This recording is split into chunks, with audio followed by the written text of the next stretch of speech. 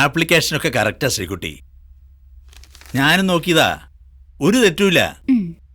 ചെറിയ തെറ്റു മതിയച്ചാ. ചിലർക്ക് ആപ്ലിക്കേഷൻ നിരസിക്കുന്നത് ഒരു ഹോബിയാണ്.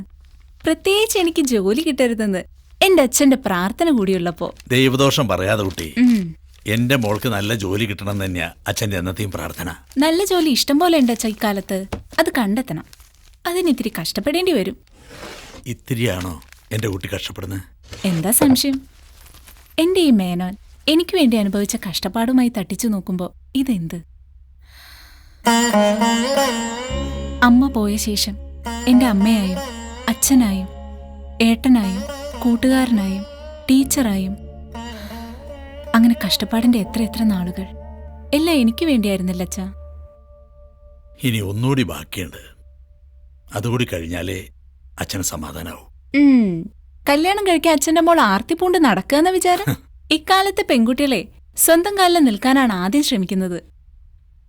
സ്ഥിരമായി കുറച്ച് ചില്ലറയൊക്കെ കയ്യിൽ വരുമ്പോ ജീവിതത്തെ മാത്രമല്ല ഭർത്താവിനെ ഫേസ് ചെയ്യാനും കുറച്ച് ധൈര്യം ഉണ്ടാവും.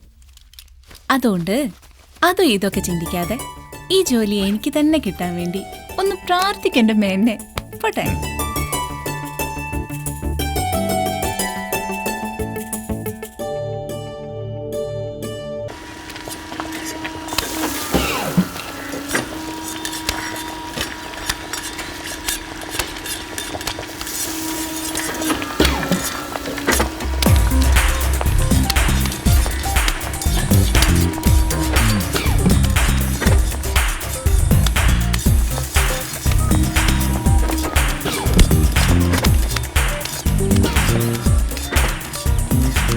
ഓക്കെ, 18ാം സെല്ലിലുള്ളവന്റെ കാര്യം എന്തായി ജോസഫ്? ഒരുവിധം കുളിപ്പിച്ച് റെഡിയാക്കിയിട്ടുണ്ട് സാർ.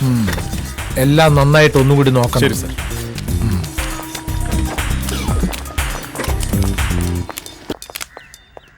മന്ത്രിമാർക്ക് ജയിലിലേക്ക് എഴുന്നള്ളിപ്പ് നടത്താൻ എന്തൊരു ആവേശാണ്. കുറ്റവാളികളുടെ ആരോഗ്യവും സൗന്ദര്യവും നേരിൽ കണ്ട് തൃപ്തിപ്പെടണമെന്ന്.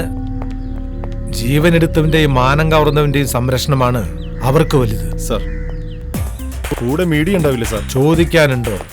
മീഡിയക്കാരില്ലെങ്കിൽ ആരെങ്കിലും ഇതിനൊക്കെ ഇറങ്ങോ ജോസഫേ? പബ്ലിസിറ്റി അല്ലേ ഇന്നത്തെ ജനാധിപത്യത്തിന്റെ നട്ടല്. കുറ്റങ്ങളും കുറവുകളും കണ്ടെത്തി നമ്മൾ ആക്ഷേപിക്കാതിരുന്നാ മതിയായിരുന്നു.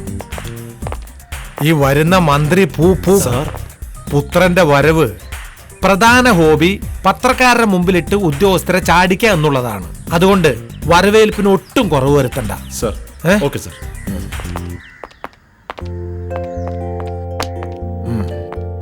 ദേവദാസ്, എല്ലാം റെഡിയല്ലേ? Everything is okay sir. നമ്മുടെ ഭാഗം എല്ലാം ക്ലിയർ. ഹംസ,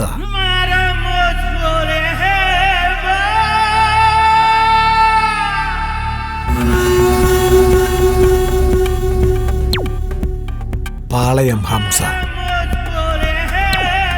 ജയിലിന്റെ പുറത്ത് നിനക്ക് നല്ല പിടിപാടാണല്ലോടാ. എത്ര വേഗം നിനക്ക് പരോള് കിട്ടിയത്.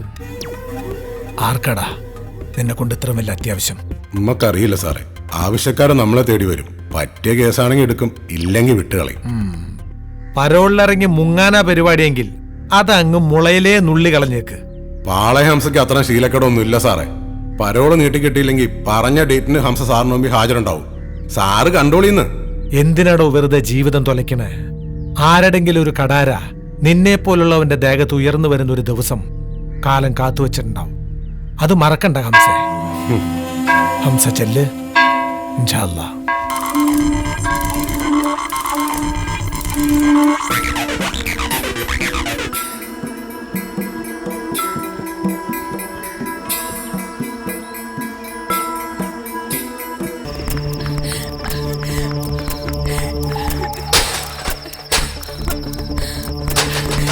രക്ഷിക്കണം സാറേ, സാറേ രക്ഷിക്കണം.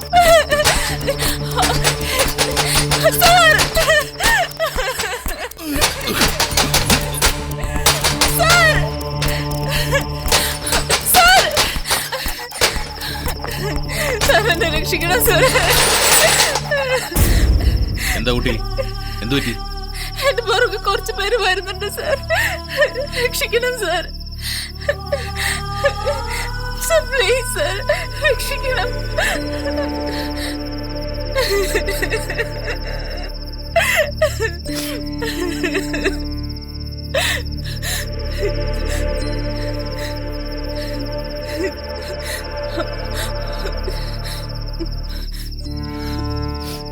കുട്ടി പേടിക്കണ്ട, ഇവിടെ ഒരുത്തിനും വരില്ല. കുട്ടി വരൂ.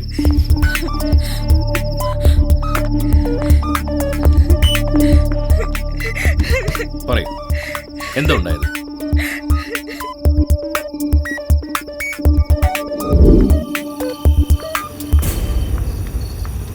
Auto auto auto. ആളെ കയറ്റാനല്ലേ ഇവര് വണ്ടി ഓടിക്കുന്നത്? പോട്ടച്ചാ, കുറച്ച് ദൂരം കൂടിയല്ലേ ഉള്ളൂ, നമുക്ക് നടക്കാം. ഇത്ര വൈകുമെന്ന് ഞാൻ കരുതിയില്ല. ലാസ്റ്റ് ബസ്സെങ്കിലും കിട്ടുമെന്നാ വിചാരിച്ചേ.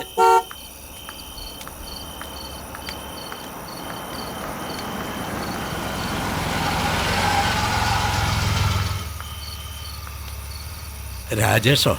രണ്ടാള് എവിടെ പോയിട്ട് വരുന്നു? മോൾക്കൊരു ഇന്റർവ്യൂ ഉണ്ടായിരുന്നു, എറണാകുളം വരെ പോയതാ. എന്തിനാ ചേട്ടാ മോളെ ദൂരേക്ക് ജോലിക്ക് വിടുന്നേ? മോള് വിചാരിച്ച കാശൊക്കെ ഇവിടെ തന്നെ സമ്പാദിക്കാലോ. സോറി ചേട്ടാ, ഏമാരെ വാങ്ങി തല്ലിപ്പള്ളി തരാൻ മാത്രമേ വരത്തുള്ളൂ. ഞാൻ ഏമാരെ ഇറക്കി വിട്ടിട്ട് നിങ്ങളെ ഡ്രോപ്പ് ചെയ്യാം. വേണ്ട രാജേഷേ, ഇത്തിരി ദൂരല്ലേ ഉള്ളൂ, ഞങ്ങൾ നടന്നോ. താൻ നടന്നോ, പക്ഷേ മോളെ ഞങ്ങൾ കൊണ്ടുപോകും.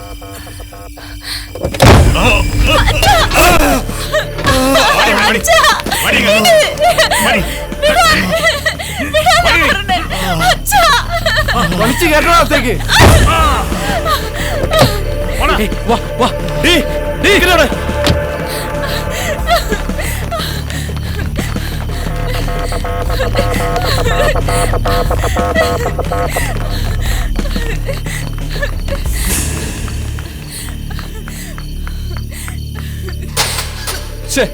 അവള് മിസ്സായി, നിന്റെ ആക്രാന്തം കാരണം.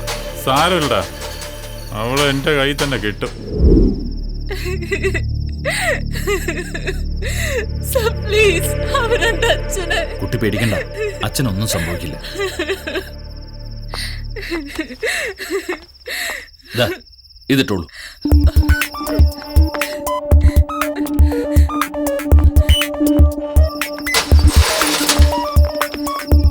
കുട്ടി കയറിക്കോളൂ, നമുക്ക് അച്ഛനെ നോക്കാം. കയറിക്കോളൂ. ഞാൻ വരുന്നവരെ അവനെ ശ്രദ്ധിച്ചോളണം. ശരി സാർ.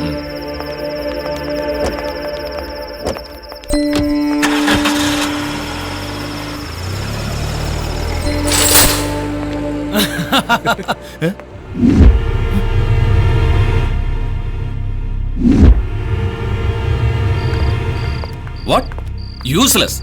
താനൊക്കെ അവിടെ എന്തെടുക്കുമായിരുന്നോ? നേരം വെളുക്കുന്നതിന് മുമ്പ് എവിടെയാന്ന് വെച്ചാൽ പോയി അവനെ പിടിച്ചോണ്ട് വന്നില്ലെങ്കിൽ രണ്ടിനെ ഞാൻ വച്ചേക്കില്ല. എന്റെ അച്ഛൻ ഇവിടെ അല്ല. അതറിയാം. എനിക്ക് കുട്ടിയോട് ചില കാര്യങ്ങൾ ചോദിച്ചറിയാനുണ്ട്. നമുക്ക് അകത്തിരുന്ന് സംസാരിക്കാം. വാ, വാടയും കൊടു. ഇങ്ങോട്ട് വരാൻ.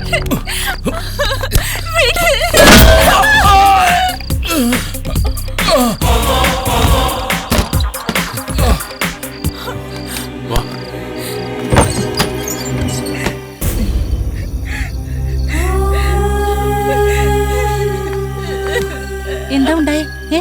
എന്താ മോളെ? നിക്കേ, എന്താ ഉണ്ടായെന്ന് പറഞ്ഞിട്ട് പോ.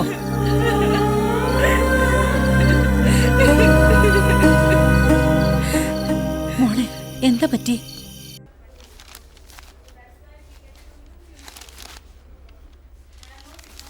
താനിത് കൊടുത്തിട്ടേ കോടതിയിലെ ക്ലർക്കിന്റെ സൈൻ മേടിച്ചു. നിങ്ങളുടെ അല്ലേ? ഇവിടെ ഒരു ഒപ്പിട്ടെ. ഞങ്ങൾ ഒരുപാട് ഒപ്പിട്ടതല്ലേ പ്രേമ, കോടതി കയറി ഇറങ്ങിയത് മാത്രം മെച്ചം. ഇത്തവണ കേസ് നിങ്ങൾക്ക് അനുകൂലമാണെന്നേ.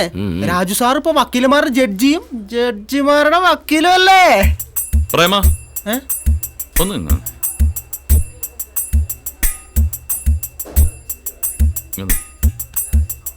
അതെ, അധികം പതിപ്പിക്കണ്ട കേട്ടാ. ഇരിക്കട്ടെ. ആ പിള്ളേര് പോണത് ഇപ്പൊ 10 കാശുണ്ടാക്കണം. അതിനിച്ചിട്ട് നുണയൊക്കെ ആവാം. എന്ത്? അവിടെ പറഞ്ഞ നുണയല്ല, അത് സത്യം. ഓ ചെല്ലു ചെല്ലു. അപ്പോ പറഞ്ഞ പോലെ നാളെ തന്നെ നമുക്ക് പെറ്റീഷൻ ഫയൽ ചെയ്യാം. ഈ പെറ്റീഷൻ കൊണ്ട് എന്തെങ്കിലും പ്രയോജനം കിട്ടുമോ വക്കീലേ? എന്റെ ബാസി, ഇതൊക്കെ വക്കീലിന്റെ ഒരു ബർമാസ്ത്രം അല്ലേ? എന്തസ്ത്രം? ബ്രഹ്മാസ്ത്രമല്ല, ബ്രഹ്മാസ്ത്രം. ആ അങ്ങനെയാണെങ്കിൽ അങ്ങനെ അതിന്റെ പ്രയോജനം ഉടനെ ഉണ്ടാവും. അല്ല, പഴയതുപോലുള്ള പ്രയോജനം ഇല്ലാതിരുന്നാ മതിയായിരുന്നു. ഹേ പഴയ പോലെ ഒന്നുമല്ല. സിറ്റി ഹാർബറൊക്കെ ഇപ്പോ ക്ലീൻ ആയില്ലേ? പിന്നല്ലാതെ പടവീടിന്റെയും ജഗന്നാഥന്റെയും മുറ്റുകാളുകളുടെ നടപ്പ് കണ്ടില്ലേ? ശരിയാ, മണ്ണെണ്ണ ഒഴിച്ചോടുന്ന ഓട്ടോറിക്ഷ പോലെ ചുമച്ചും കുരച്ചും. കർത്താവേ, ആ പിള്ളേരെ കാത്തോണേ.